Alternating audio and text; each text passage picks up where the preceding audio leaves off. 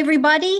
I'm Tony Marcolini, joined here today with my co-host Seamus McDonough, and welcome to the podcast It May Interest You to Know. I am incredibly honored today and beyond starstruck to have what I consider to be Hollywood royalty here with me, with Seamus and I.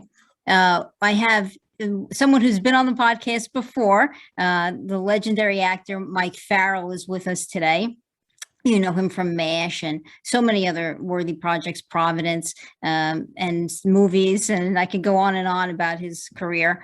And also his gorgeous wife, Shelley Fabares, who starred in 3 movies with Elvis Presley, had a #1 hit on the charts. Yes. Yes. And also a couple of TV shows that you're going to know her from really well, One Day at a Time and Coach, of course, 2-time Emmy nominated. Please welcome me in joining Shelley Fabares and Mike Farrell to the podcast. Thank you very much. Nice to be with you, Seamus and Tony. And Tony. Yes. Hey. Hi. So I think I did the same thing with your husband, and because I'm just a curious person, if you don't mind me taking you all the way back to the beginning of your career, I'd really like to ask some questions right back from the start. Sure. Well, I know you started out on the Donna Reed Show, and that was like your first big break.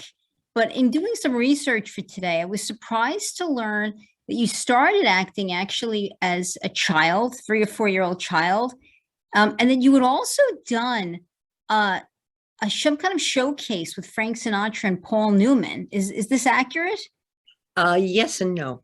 I started out as a model when I was 3 years old. And after that, I began working in television in the ensuing years. I did do what was called a showcase with Frank Sinatra, but I did a show with Paul Newman also, and Eva Marie Saint and Frank Sinatra again, which was the musical version of Our Town, which happens to be my favorite play of all time. But it was a wonderful show with the 3 of them. Eva Marie had just won the Academy Award for On the Waterfront, and Frank Sinatra was already Frank Sinatra, and Paul Newman was just a new young actor, and it was quite amazing. And Sammy Cahn and Jimmy Van Heusen wrote all the music for the show. Anyway, the first show that I did with Frank Sinatra, I played. I don't know what the setup was exactly, but he was doing a show from the West Coast, and Ella Fitzgerald was doing the second half, or the other half, from New York. And I played a little girl who ran away from home, I guess. And I came out on the stage where he was doing the show. As I said, I don't remember the exact setup. But what happened is, I guess he and I talked a little bit, and then he asked me to dance, and they started this music, and we did a dance all around the stage to why can't I think of the name of the song? God, it'll come back to me. Just give me The Summer Winds. I know it was much than that. No, I can't think of it. It's gone right at the moment, but it'll come back to me. But yes, so I did do that. That was when I was about 9, I guess, 8 or 9. And then I worked after that. The Donna Reed Show didn't start until I was 14. So I had already been working for an amazingly long time. The veteran, but that's Were you a little starstruck when you met Frank Sinatra? Were you a fan of his at that point? No, I had no idea who he was whatsoever. And he just seemed, when I first met him, was the first show when we danced. And it was, he was just a very nice man. And that was it.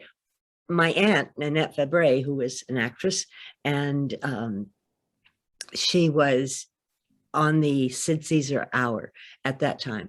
And I got a telegram that was done in New York. And so Aunt Nanette, who was doing the show with Sid Caesar, with Mel Brooks and Woody Allen and Doc Simon, Neil Simon, everybody. And so this telegram of hers said, darling Shelley, I know you're going to be just fabulous. We're all going to be watching. Everybody here is just thrilled for you. And just remember, I love you so very, very much. and you're just going to be fantastic. P.S. Tell Frank, I'm sure he'll be good too. I love that. So, Actually, yeah. I liked her. I liked your aunt, Nanette Fabares. Sure, she was from One Day at a Time. You co-starred with her, and I think she did an episode of Coach or so. Didn't she play your mom in Coach? Yes, you have an amazing memory. Yes, she did, and that was wonderful. We also did. There was a series called Forever Fernwood, which was a continuation of Mary Hartman. Mary Hartman, I'm not sure if that's a series that you ever saw. It was a Norman Lear series, and it was on like every day, 5 days a week. It was done as a soap, but it was done for nighttime. And in that, she played my mother on several episodes. So we had already done that. And then I was doing One Day at a Time, and they brought Aunt Nanette in. No, I'm sorry. Aunt Nanette was doing the show first, playing Bonnie's mother. And then I came into the show supposedly as Bonnie's business partner. And her character didn't like my character at all. So, but it was great fun. You were a bit villainous in that show, though, right? I hate to characterize you that way, but you were a bit of the villain in One Day at a Time. I loved being a villain. It was great. Yes, I was. I was supposed to be, you know, Bonnie was the star, of course, and she was the good human being. And I was just an incredibly villainous person. I saw things totally. My character's name was Francine Webster, and I saw everything in terms of Francine. I had no conception of anybody else being alive in the world excepting Francine, and it was how she liked everything, and she just was terrible to Bonnie. And somehow the characters worked together. Why Bonnie's character would let my character be there, I don't know, but they did, and we had a great time doing it. But one of the great things to do is to play a villain. They always have the best time, the best characters. They're the most fun to do. So that was really a wonderful show to do. Sure. You were one of the early narcissists. I'm sorry, Seamus. No, go ahead. So no, I'll go. Okay, so one of my first acting roles, I got by total accident off Broadway. I played in the Bobby Sands play way back in the 90s. I played a guy who beat the crap out of Bobby Sands every night. Oh, really? Oh. And initially, I know it was horrible. Initially, I was like, I didn't like it because I'm you know, I don't want to hurt anybody. But then I realized, oh, but the more evil I appear, the better for the show. So that's what I did. Good for you. That was exactly right. I'm sorry we never saw that. Now, before I get too far afield of the Donna Reed Show, I mean, there's always a lot of press on child stars and the impact being so famous at a young age has. But you were, right? You were a teenager, and the Donna Reed Show was kind of the show to be watching at that time. What was it like to be a child star for you? And did you feel you were impacted by that fame at that age? I had no idea of being impacted at that time. In retrospect, yes, I look back on it, and I think that while my personal experience was quite wonderful, mostly because I got to be with Donna Reed, and she was, I loved everybody on the show, but she was the star of the show, of course, but also a real focal point for me. She was like a second mother. So that my personal experience was very good, but I think being a child actor is a terrible way to grow up. It is, it demands of the child really to be an adult, because you're working in an adult world surrounded by adults, and you're hired because you're a child and you're supposed to portray a child, but you're expected to act like an adult. You know, if you start behaving like a child, which is to be, you know, concerned only with yourself or whatever you want to do, that's not okay. You're there as a professional. You have to be on time. You have to know your lines. You have to really conform to what is a professional position. And that's just not a way to grow up. It's not when you're trying to find out, even though you don't know it, but you're trying to find out who you are and what you're going to do and what you're how you're going to be a person.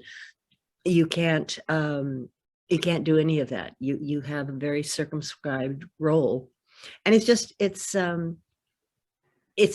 not natural. Also, when you're a child actor, as when you're an adult actor, but when you're a child actor, even more so, everything is done for you. Everybody who's there treats you abnormally, in that they treat you very kindly.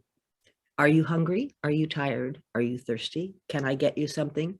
What would you like to do now? Everything that doesn't happen, in real life, or that is the exception rather than the rule. Your parents don't say, are you hungry? Are you tired? Are you thirsty? What can we do for you? What can we do to make you happy? And in essence, that's what they do on movie sets.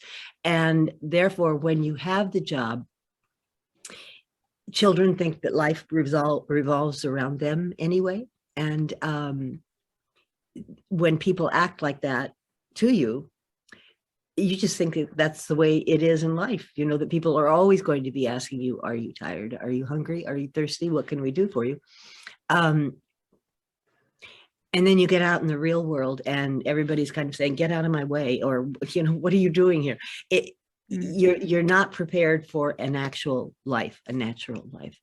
And on the other hand, if you don't get the job, that's if you do get the job. The good news is you got the job, but then you're in that unreal world. But if you don't get the job, you're left feeling that something was wrong with you. You're too tired. I mean, no, you're too tall, you're too short, you're too fat, you're too thin, you're too your hair is the wrong color, or you're just not good. And so that's not a good way to grow up either, because you feel like you're a failure from the very beginning, really, excepting when you're being exalted as the next coming of Christ, not natural, any of it. But as I said, my own experience was very good, and I wouldn't trade any of it. If I could, I wouldn't trade any of it. But mine was the exception rather than the rule. It was an incredibly long answer. I don't even remember what your question was. It is a great answer, and I totally relate. The same thing with boxing. Being a child boxer is not the best way to grow up, for a terrible way to grow up also. And I think your hair is the perfect color. Thank you very much. I can't imagine what they would have said if I had walked in with this hairdo years ago. Well, you didn't have a lot of freedom back then, right? They kind of dictated what everything about yourself, even outside of the show, right? You were expected to look and behave a certain way. Yes, you were. The business today is a lot of it is the same, but it's also quite different. I would be remiss if I didn't ask you about your movies with Elvis.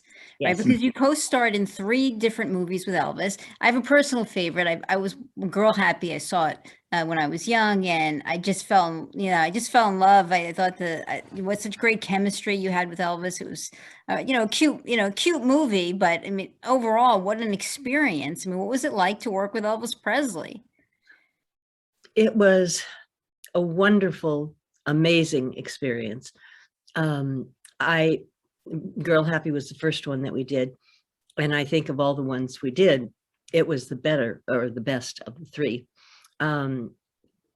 We had the most fun on the last one, Clambake, but the best movie was Girl Happy. And I remember I was a fan of his, but not a gigantic fan. In fact, my favorite actor at that time was Jimmy Stewart. So you could see my direction was more in that line than going towards Elvis. But I was excited to be doing the movie, but I wasn't like one of the fans that was just like, oh my God, it's Elvis Presley. However, the first day on the set, we were all in our places, and all of a sudden everybody on the set kind of got quiet, and you just felt an energy. I don't know how else to describe it, but there was an energy in the room. And I looked around not having any idea what it was, and I looked over in the corner, and walking toward the set was Elvis. And I remember thinking, oh my God, it's Elvis Presley.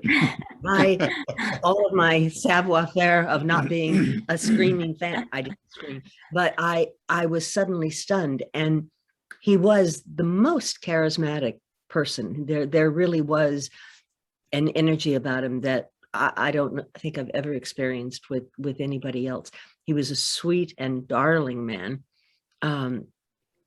But he was Elvis Presley, and it was a remarkable experience to work with him, to end up becoming friends with him and doing 3 movies with him. We laughed and laughed and laughed. It was a wonderful relationship. And the movies, we were aware, as you said, they were pleasant movies. We were aware they weren't good movies or great movies, certainly, to put it mildly, but they were so much fun. We just had a wonderful time. So I look back on those years with great fondness and great gratitude for having been chosen to be in those movies. It was just wonderful. Now, it's a practical matter. Is there music playing when you're filming those? Because I assume you actually did the songs in some kind of studio, recorded the songs, but when you're filming the scenes and you're just, driving along, singing, I mean, is that something where they're playing the music for you to kind of sing along to, or how does that work? You figured it out exactly. Yes, we did record in a studio, which was always extremely painful for me because I'm not a singer, wasn't a singer. I know I had Johnny Angel. Yeah. I was not a singer. And I think of the song that I had to sing in Girl Happy, and it was there were 3 of us in my car. We were driving down to Fort Lauderdale for the spring festival, for spring break. Oh yeah, And spring fever. That's right. Oh my That's right. gosh, you're really good. And somehow the 3 of us sang. I would sing the main part, and the girls who were in the car with me, my girlfriends, would sing the la la la's and the sha la la's. My voice sounded like Minnie Mouse. The first time I saw the movie, I was like, No. oh no, I'm serious. It's watch that movie again and you'll see when that scene comes on, oh my God, she was right. She did sound like Minnie Mouse. Anyway, so they do play what is called the playback, and they play it and you sing to it while you're filming, and there's a wind machine going so that your hair is blowing or whatever is, that kind of thing, but you sing to the song, and it's just part of the way you do things, but it is strange. So the song Now, was, that was kind of a duet with Elvis. I'm sorry. Was it an Elvis singing that song too? Wasn't that a duet kind of, even though you're in different places? I can't remember that. We did sing a couple of songs together. I think it was kind of a duet. That's what I was wondering. Were you in the same studio with him singing it, or were they recorded the girls separate than the boys? Yes. It was all pre-recorded, and he did his stuff someplace else. We never knew exactly where, but a lot of it was recorded before I think the movie even started being made. And yeah, you do what is called lip syncing, and you have to match. Yes, you did have to sing along with the recording that they already had, but you just had to match the singing, the right, the pace or the tempo kind of, and the phrasing. Yes. Yeah. Yes. So no, we didn't do any of that singing together, but by the magic of movies, we did do it together. that was filmed in a studio, those movies, or were they actually on location? We never went on location. They sent crews out to, because the movies were always, or 99%, all of his movies were 99% in Florida, and usually on spring break, and or he was a race car driver in one. I don't know, something else in another movie, but we always filmed on stages. One movie was made at MGM, two were made at MGM and one was made at Universal. And one of the scenes in Girl Happy, I was supposed to be water skiing and I fell down into the water. And there are actually a couple of stories about skiing, but they had to do close-ups afterwards. They had a double down in Florida who fell into the water from camera angle way back here, and they did the close-ups, but the close-ups were done in this unbelievably dirty piece of land back in Universal at Universal Studios, and the water was color of mud. It was mud. It was nothing on the bottom excepting mud. So the water that was supposed to look like the glorious water of Florida, I had to be down in the water and come up, and they were talking about what kind of shot I was going to have so that it didn't catch whatever bacteria was in the water. Okay. Anyway, that's as close as we got to being on location, but yeah, all in the studios. Now, what was it like to do a romantic? I'm sorry, Mike, don't be offended. Maybe cover your ears. Believe me, I understand. I've been through this many times. I wanted to know. I was the one that asked the questions. What was it like to kiss? Oh, I have to ask that question. What was it like to do a romantic scene with Elvis? It was sweet and quite wonderful.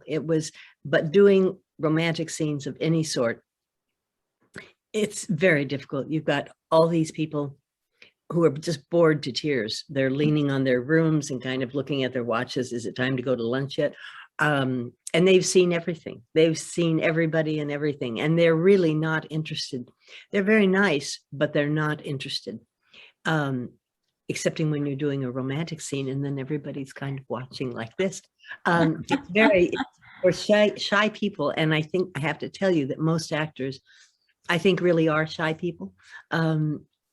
It's hard to kiss someone, look romantic with someone when you're shy, and there are 150 people standing there on their brooms looking at you like, we have to get going, let's go. So it's hard, but to kiss him was very sweet. He was very, he was a gentle person. He was shy too. So it was just very touching. Again, I look back on those things much differently than I experienced them at that time, but it was fun. It was fun, and it was nice, and it was sweet, and I was glad when they were over with, always. And I want to ask, yes, Mike, what it's like to kiss Shelley Fabares. Great.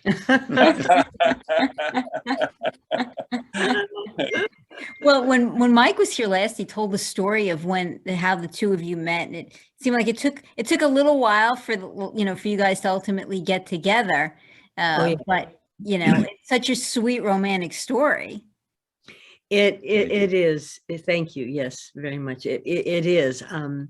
It's funny whenever somebody asks us about this through the years.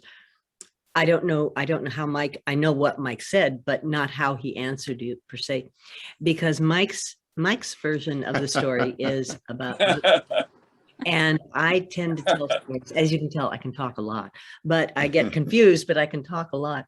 My version has all the details, and then he said, and then we went, and things that don't have anything to do with the crux of the story. So if somebody asks us and I start to answer, I don't see Mike looking at his watch, but I know that he's technically looking at his watch, like, you have no idea how long this answer is going to go on. But the story remains the same. And yes, it is. It was a romantic story, and it did take quite a while, number of years, actually. Were you, you can tell me to just mind my business, but were you attracted to him from the beginning, from like when you first met? Yes, but not sort of in the way that you're talking about. When we first met, we were doing, Mike was starring in a television series called The Interns with Broderick Crawford, and I played a guest part on the show, and my character was not even involved with his character. It was with another character on the show. And I just remember thinking, he's so nice. He's just such a nice person. And but that was sort of it. I do remember that. You forgot about the picture I was carrying around. I don't remember what you're talking about. On the set, that when you were there, I was carrying a picture of Mike. Oh yes, no, yes, that is what I was getting to. But I didn't. No, that's okay.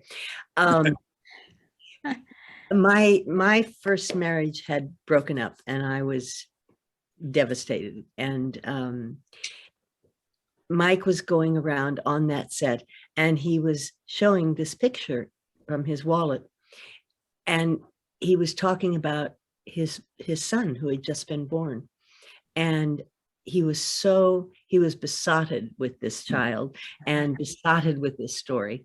And I just kept thinking, oh, that's so wonderful. He's so in love with this boy, his family. It was everything that I had ever wanted but didn't have. And I remember thinking, oh gosh, he's just so wonderful.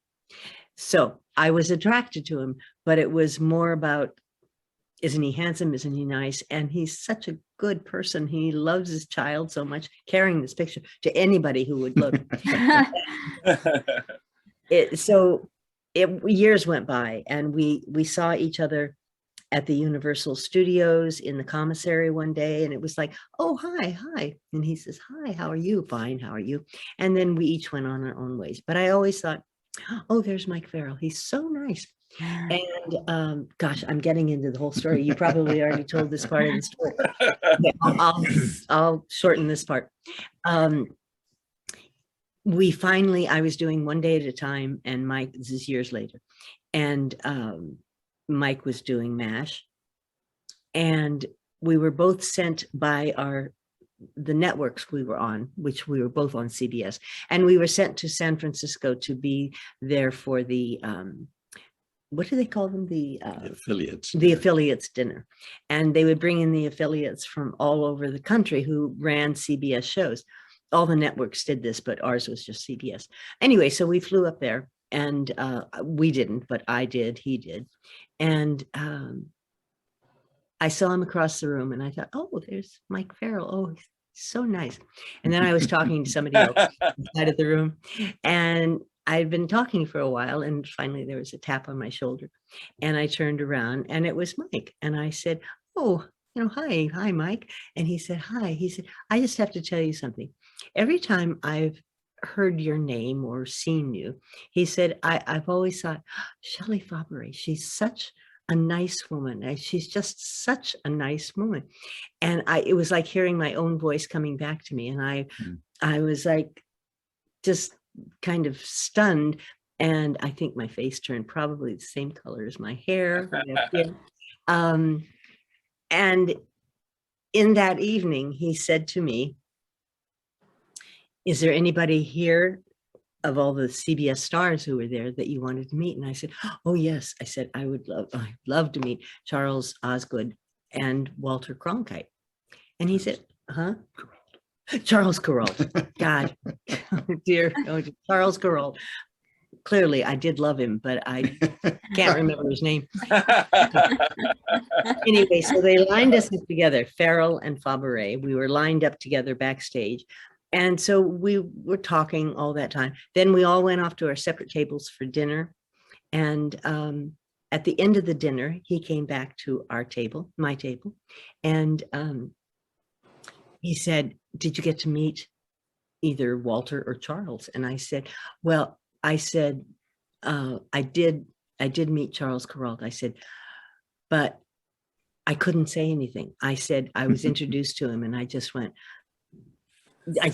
I said, I was so excited to meet him. And he said, let's see if I can find Walter Cronkite. And we were walking out, and he kept looking around, and he said, I'm taller, I can see. And it's true, he could see all. Anyway, we never met Walter Cronkite, but we did go outside to walk to the hotel where we were staying across from where this dinner was. And a cable car came up and he said, "Oh, did you want to go on a cable car ride?" And I thought, oh, well, no, I can't do that. That's not proper. I was raised as a very good Catholic girl and you just didn't do things like that. And I said, and then I thought, well, Shelley, it's just a cable car ride. It is a cable car ride. Well, I said, well, sure. Anyway, we got on the cable car and we rode for hours. And then we walked back from the bay area, from the water's edge. Fisherman's Wharf. Yes, Fisherman's Wharf. And it took, it seemed to take like 5 hours to get back up to the hotel. What I remember most about that, aside from the fact that he was fabulous, but was that I was in 3-inch heels, and San Francisco, has hills like this and down and up. And I thought, well, I may die before we get back to the hotel. My feet were killing me. So anyway, but the romance started, and here we are 30 some odd years later, 35 years. Yeah. It was probably the Fairmont Hotel, was it? The Fairmont? Oh my gosh, yes. Very good. Yes. Yeah. Very Well, I good. live like 10 blocks away. Oh, really? Oh, San Francisco is such a wonderful city. Lucky for you. That's great. Well, yes, it was. Maybe we passed you on the walk. Well, no, you're younger than we are. So we didn't see you on that walk, but I was in Ireland. oh, you were in Ireland. Oh, yes, yes, yes. What were you going to say? No, just unless he was roaming the streets. Oh, yes, in the middle of the night, right? Sometimes. Which is possible. Which is possible. Easy. So, I mean, I have to ask you about having the number one record in the country at one point. I know you said you really weren't, you didn't feel like a singer, or you felt kind of shy, but I mean, you did. Johnny Angel went to number one on the chart. I mean, what was that like to get to hear that, or have somebody tell you, guess what, you just hit number one? All of those things happened, and it was unbelievable. I don't think I can tell this story shortly, but I will try. I was doing the Donna Reed Show, and at that time, Ricky Nelson had started singing on Ozzie and Harriet, and he was, of course, a wonderful singer, and he was a big star. And the producer of our show said, television being a business of lemmings, they said, "Oh, well, we have 2 kids on our show. We can make them singers too." And thinking that everybody would do the same thing that Ricky Nelson did. Anyway, Mr. Owen, who was the producer, Donna Reed's husband at the time, came and said, "Have a great idea for next year. We're going to have you 2 sing a song, and we'll do a show around it." And now I was with Paul Peterson, who played my brother on the show, and he could do anything. Paul could sing, could dance, could act. He was just an amazing kid and absolutely fearless. So I'm listening to Mr. Owen talk about doing this singing, and I said, "Oh, Mr. Owen, that's really a good idea." I said, "Paul can do that." I said, "But I can't do that. I can't sing." Cut to about 3 weeks later, and he had said to me a couple of times, "Remember what I said about this?" And I said, "Oh, yes, but Mr. Owen, I can't sing." And he came to me one day and he said, "Shelley," he said, do you like being on the show?" And I said, "Oh, yes, Mr. Owen," which I did. I mean, Donna, as I said, was my second mother. I said, "Yes, I do. I love doing it." And he said, "Ah, then sing." And I said, "Oh, okay." And that was it. I was not going to be on the show again if I didn't sing. So I went into that with great trepidation. And the man who did the A&R work for the recording found the song Johnny Angel and several others, and Tony Owen, who was the producer, as I said, picked Johnny Angel, went in and recorded it. Paul and I recorded 2 songs together. We each recorded 2 songs ourselves, and they decided on Johnny Angel. And Paul's, they decided, was going to be a song called She Can't Find Her Keys. And I remember Tony Owen coming down to the set and saying, "Do you know how many records you sold in Boston this week?" And I knew nothing about. And nobody expected it to be a hit, least of all me. Anyway, I look back on it as a remarkable experience. And I'm so grateful for it because people have remembered that song for years. I can go someplace today and somebody will say, Johnny Angel, and they'll sing it and they'll say, oh, could you sing a few bars? And I say, no, I'm sorry. Like, I didn't even want to sing it then. That's exactly right. Exactly right. So I ended up having to do 4 albums. And yeah, that was the bad news at those days. In those days, it had a #1 hit or a hit. You had to do more songs. And when I found out I had to do the first album, I said, oh my God, I thought that's 12 songs. I'm going to have to be singing 12 songs. Ended up, as I said, 4 albums, and each one sold successively less. So I would go to the record company and I would say, we don't have to do this anymore. You know, the records are not selling. And they say, oh no, we'll try another one. So I did it for a number of years, but Still, that's amazing to hit #1. There are musicians who, you know, would wish for that, and oh yes, their whole lives for that. And that's amazing just to get that call that you're #1, the #1 song in the country. Wow. And it really, really struck a chord. I do some speaking around the country and travel periodically. And I can't tell you in a crowd how many men of a certain age will come up to me and say, I hope you don't mind my saying this, but I'm in love with your wife. Teenager. And women say, I always wanted to be Shelley Fabares. Oh, without a doubt. I mean, I can see that. I mean, I remember when I was young, all these things about her career, and she was, popular. I mean, I would imagine what was that like? I mean, when you first started to date her, was that intimidating in any way, or what were you like more just honored or flattered that she was interested in you that way? I mean, how did you react? Oh, sure. When you're in the business, you understand the business. So the fact that she was a huge star was great for her, but it was not intimidating for me. I was in a very popular show, and oh yeah, there was no. It just wasn't a concern. What was a concern to me was that she was so damn sweet, and you want to make sure that it's real, that it's not just some put on thing. But it was very, very, as I think I told you earlier, it was very clear to me that there was something very special about this woman, and I was enormously attracted to her and continue to be. Well, I can see why. It's very obvious. You did an episode of Coach with her, didn't you, Mike? Yes. Yeah. They thought that was a funny idea, and I thought it was too. So we did just a little thing where I was a former lover, or a former beau, I should say. And it gave what's his name? Craig, sorry. Gave what's his name some hiccups, but that was about it. On the show. Yeah. Well, that was another huge project of yours, Coach. I think it was about 9 seasons. Right.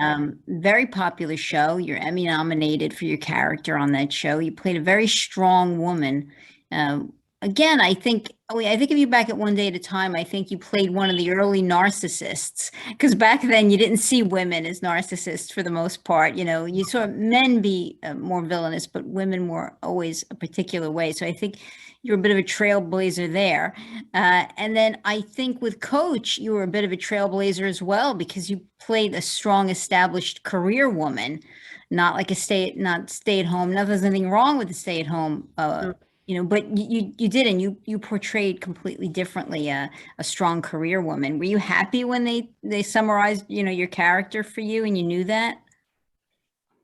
I have often said that if I had written a letter to God and said, this is what I would like to do. This is, I would have described not that show per se, excepting the character, the milieu, the whole thing.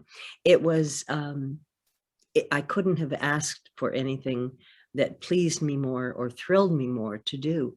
And I actually, Christine was always a stronger person than I was at that time in my life. And I would gain some strength from Christine. I'd think to myself, Shelley, well, Christine would say, Christine wouldn't put up for that, would put up with that. And I loved it. I just thought she was a wonderful character.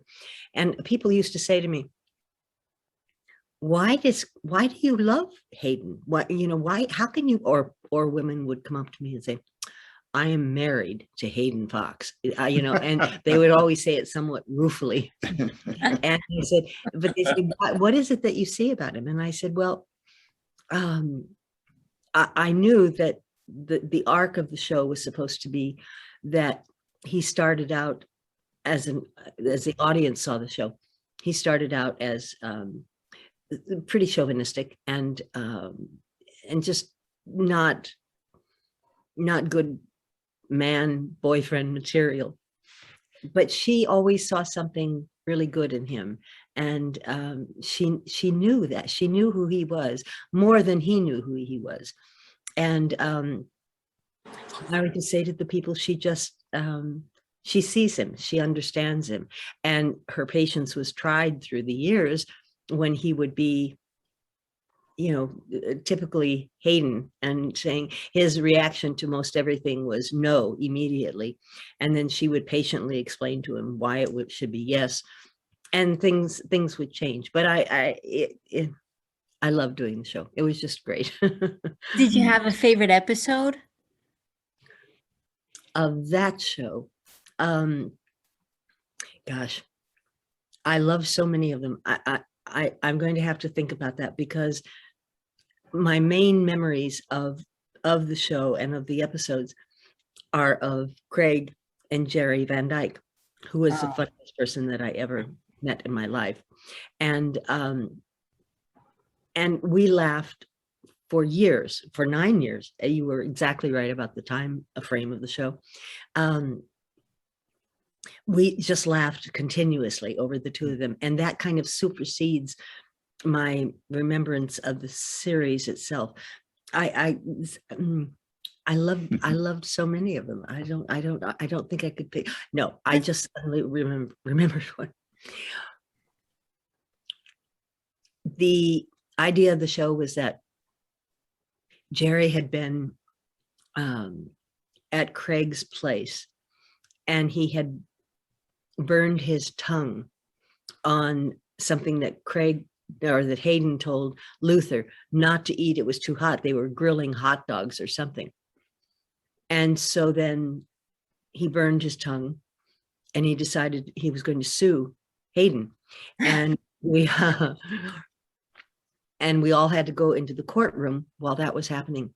And Jerry was so funny, and Craig was so funny, and the judge who played the judge in the show was so funny and looked exactly like Bill Fagerbacke, who played Dauber on the show.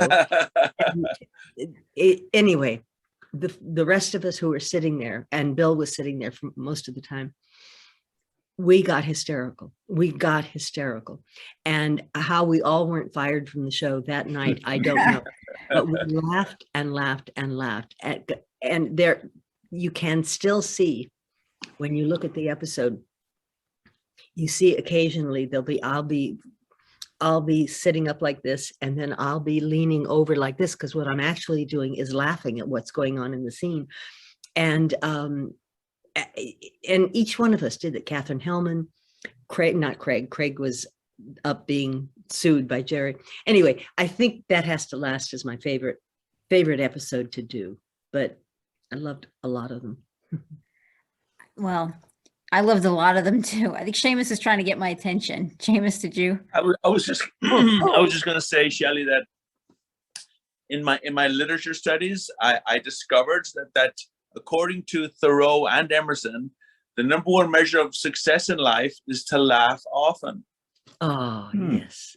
Oh, well then They had a top 10 list, like Dave Letterman, top 10 list. Yes. Number one on both the lists was to laugh often. It's like, yay. Oh, that's so great. That's That's great. such a wonderful thing to hear.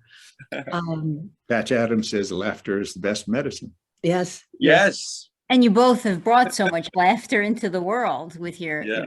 People don't realize the value in the entertainment industry for that, to bring that kind of humor, because there are people who are just having a bad day or a bad time. Yes. And, I think that it really makes a difference. I remember, I was talking a little bit about it when we were, before we started, but when I was going through cancer, I mean, that to me was huge. I mean, I would try to focus on something, else, and like Yes. just being able to sit down and watch a sitcom and kind of forget, it really does make a difference. Yeah, It does. It does. It's my favorite example of that in my own life was that I was going through nothing like your experience with cancer, but I was going through a very difficult time for me. Very sad and just difficult. But every night I would watch The Tonight Show with Johnny Carson, and I would laugh and laugh and laugh. He made me laugh. Well, he made all of us laugh incredibly.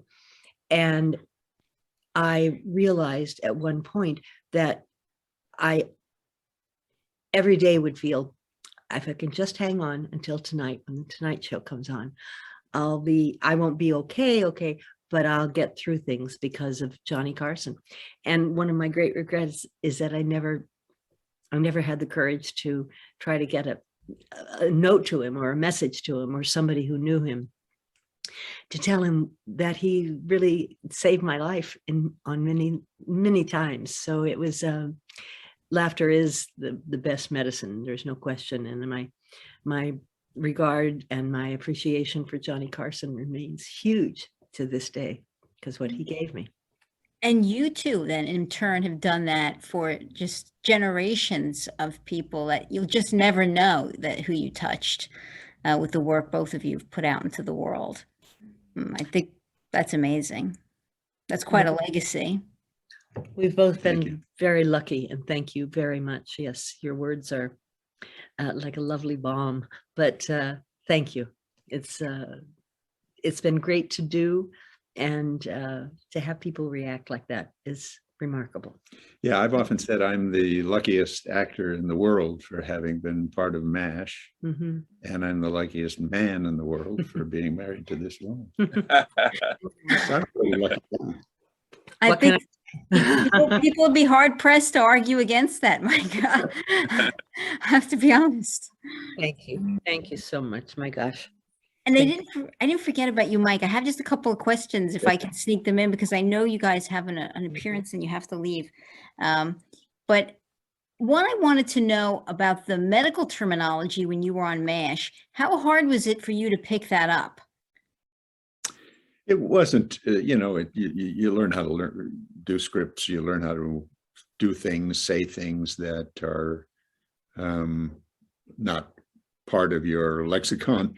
But we had a wonderful surgical nurse who was on the set who helped with things if we were mispronouncing something or misusing something.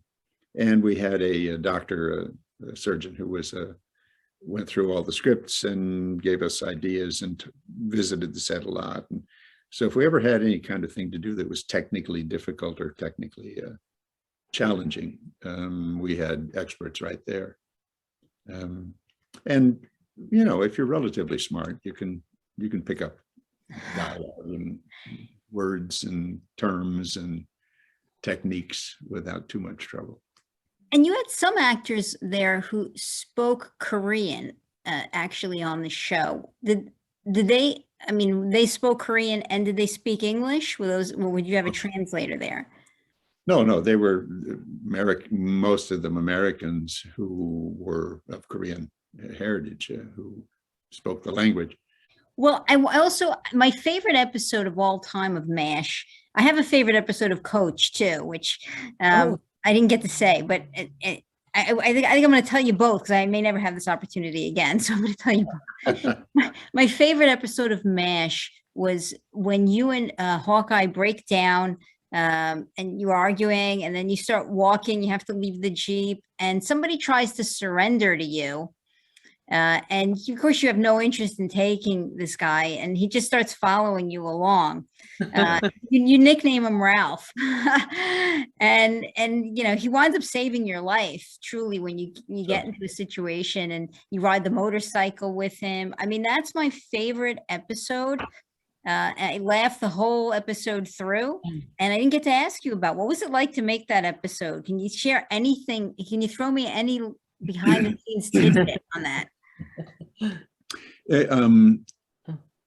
It was a lot of fun. I mean, everything we did was fun. Well, almost everything we did was fun. But the guy, and I'm going around in my head trying to remember his name because he became a friend. He passed on a while back, but it was a terrific man and a wonderful actor.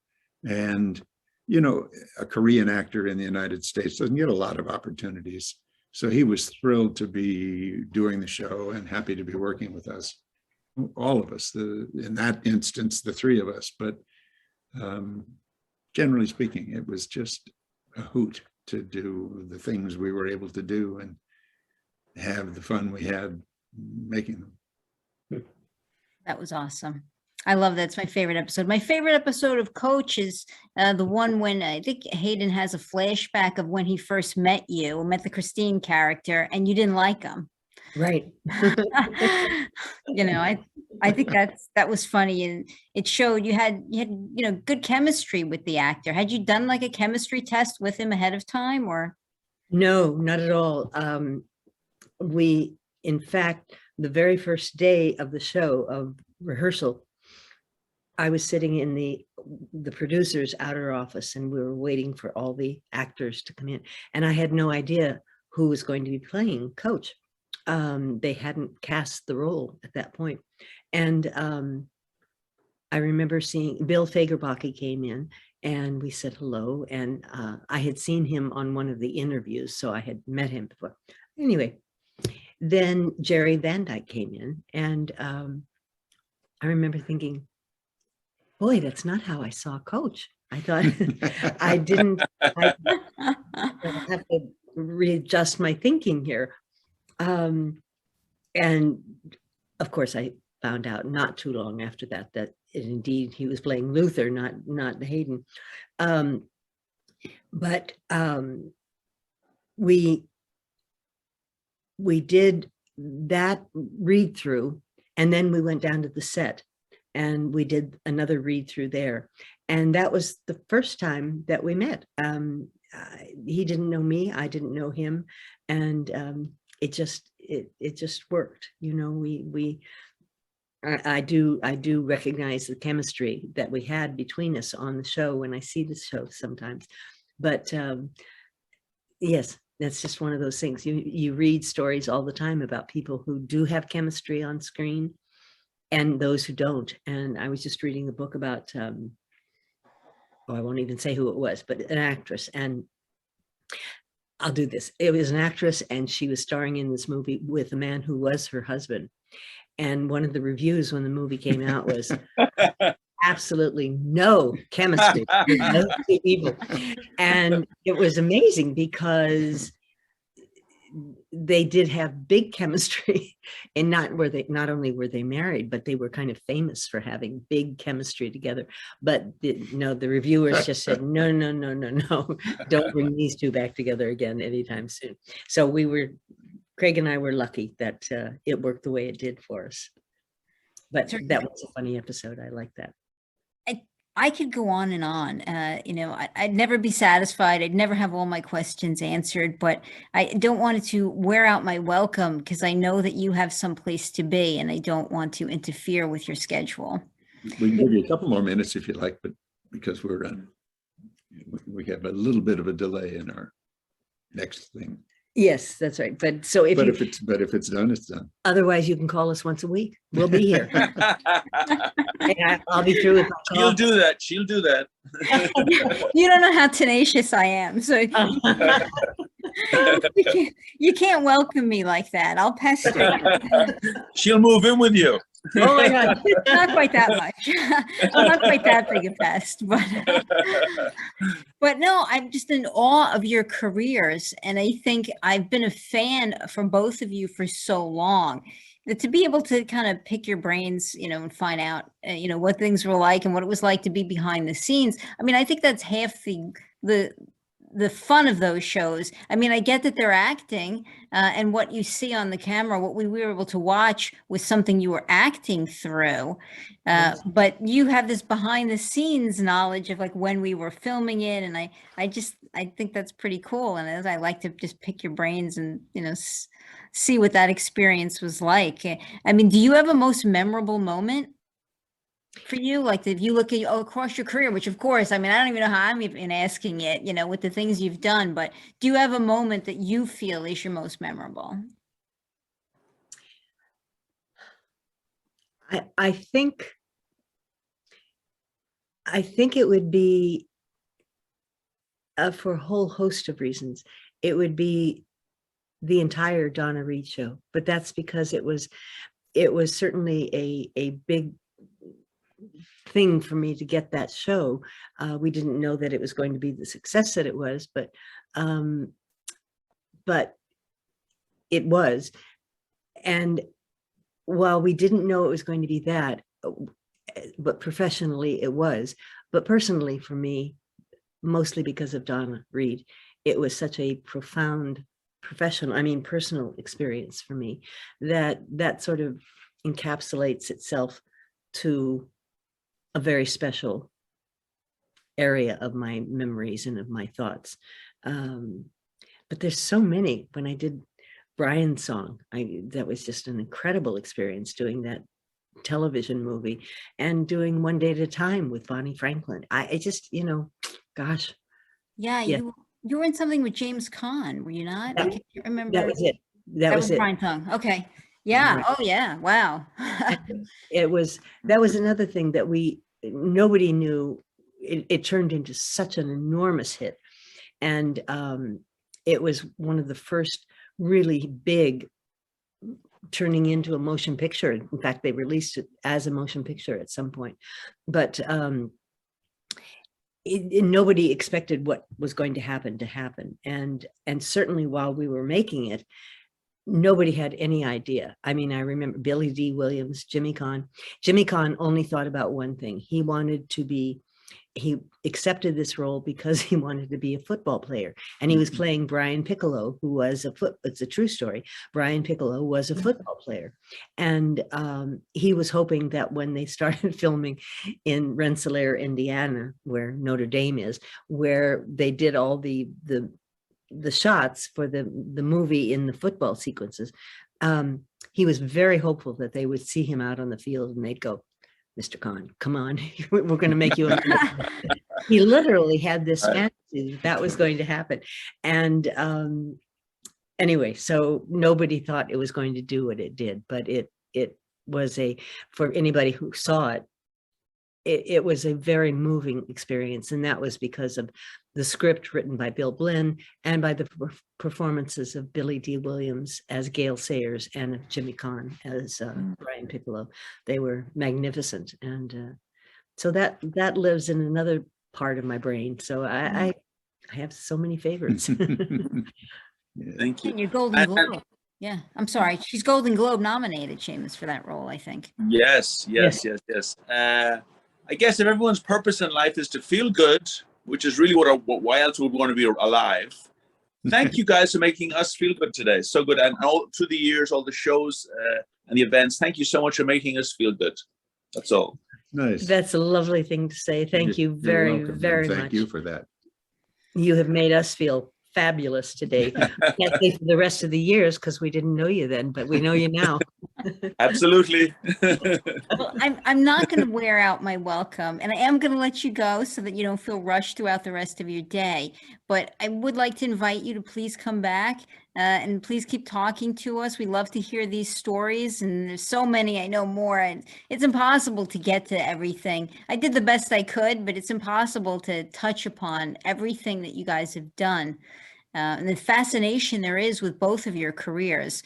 So I invite you both back, and I hope you'll come back and talk to us. I Thank will you. say yes, absolutely. Anytime at all. you. Thank you both. Thank you, Thank and you please both. enjoy the holidays. Oh, And yes.